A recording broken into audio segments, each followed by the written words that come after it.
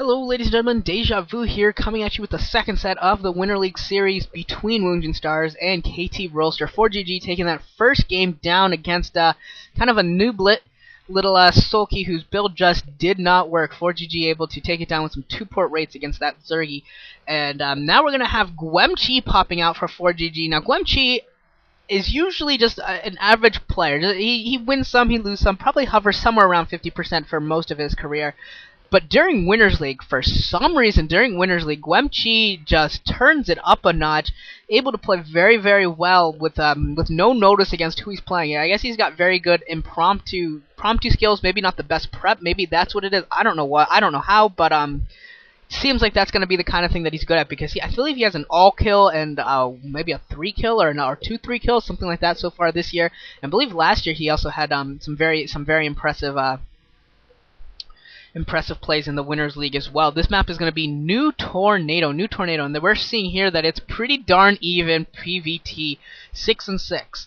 And another thing to note because of this, because Guemchi is out, and because Sulky has already played a game, that means that the big three for STARS, Quanro, Free, Zero, one of them will not be playing in the series, or at least cannot be playing in the series, no matter what the circumstances. Obviously, I can't imagine STARS going without Zero, but perhaps Quanro may be the odd man out in this series. Quanro may be the odd man out. I remember there was an interview with Zero saying where he believes that not only will they beat KT, but he apparently said that Free is going to beat Flash. So it looks like, perception at least, is that according to that interview, is that Free has something prepped to play against Flash, and maybe being saved as a sniper for that. We'll see if that remains the case, or if they do decide to send out Quanro instead. But I would suspect that it's going to be Free, and Quanro's going to get left out. And it looks like a 12 next coming out from Guemchi. Gonna go for the super uber economic build, and since he is on a 4-player map, this is an interesting case where should Forgg scout the wrong direction. Actually, looking at, he hasn't even started scouting yet.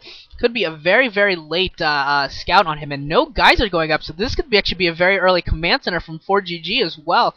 No refinery yet, or he could just be trying to solidify his wall before going for it. It looks like that's what the announcers are trying to show here. Very interesting there, and it's going to be 1 Rex right into CC, so Forgg almost calling the build from Guemchi, calling the 12 next, going for 1 Rex right into CC. That is beautiful. That is a beautiful unknown build order mass advantage there for Forgg. Getting his second base is going to be up at about the same time, a little bit behind, of course. You can't really beat the 12 next unless you go like 14 CC. But yeah, going to be up pretty well in time to counter that early nexus from Guemchi. So Forgg is in a massive advantage right now. And it's going to take Guemchi a long time to realize this. Look at that probe going in the wrong direction. We've got 2 gateways with the Cybernetics core coming up. Forgg putting up a bunker as well. That thing's going to be well in time to defend against Dragoon pressure, and that should give him enough time to get some tanks out as well pretty easily. So Guemchi is is going to be playing from behind here, a little bit of a build order behind here, and Forgg has a great opportunity here to get a 2 kill. That would be absolutely epic for Forgg. He's been much maligned. He's been very much in a slumpitude here, and doing pretty well now. Has a good opportunity here, and Guemchi with a very, very nice move there with that probe, trying to pretend like that was his base, but I don't think Forgg bought it. Forgg just ran away, going the other direction. I don't think he's buying it at all, so I'm still going to continue scanning around, going to eventually see this 12 next. I'm going to be like, oh, sweet, I'm in good shape.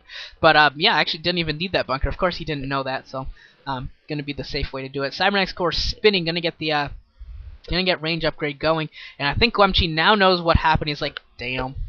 Oh well, gonna have to go into whatever build he was gonna go to. I think both of these players have this planned out, and Korean pro gamers have a tendency to not really deviate from their builds a lot.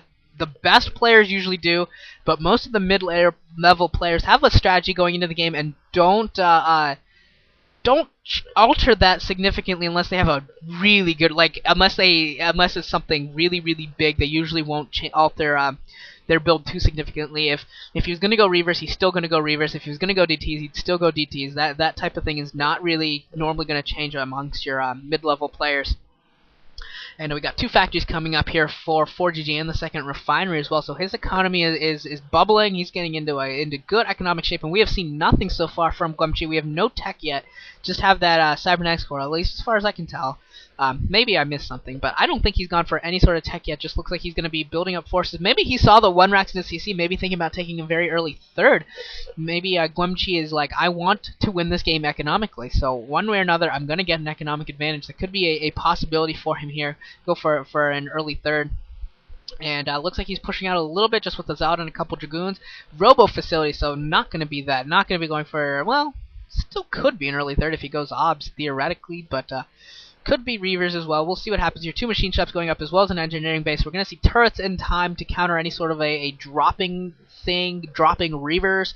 And machine shops means that he's going to get upgrades very, very quickly. He probably has siege coming up right now because he's playing pretty defensively for GG. He's being forced to. He can't have any map present yet.